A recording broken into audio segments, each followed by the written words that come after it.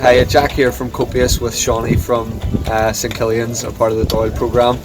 One of the issues that their group raised was the lack of facilities. And Shawnee, I was just wondering, do you play any sport? No, not myself. I don't. Right, okay. And so if you're unable to play sport, is there much else to do around here? No, for people like me, don't. No, there's no facilities which don't involve GAA sports around our community involved. Right, okay. So there's no youth clubs, no amenities for young people to get involved in? Okay, so that's something that your group addressed and something that they want to change and make a difference around. How do you feel as though you can do that?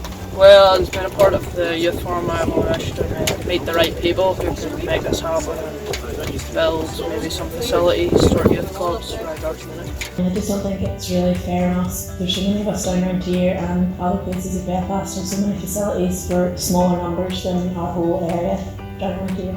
And in Belfast then all the facilities are close, but because we don't have any around here, we have to travel, but there's no way to get there. Belfast, we looked into it and there's 16 4G pitches that they can play on all year round for them to use, and we don't have one between far side of the Glen to the other side, and there's probably just the same, if not twice as many GAA players here that could, or not even just GAA, there's soccer, there's everything that could be using those pitches, but we don't have any to use. Half an hour, if not more, for us to travel to a 4G pitch to train on, and how are we supposed to get there?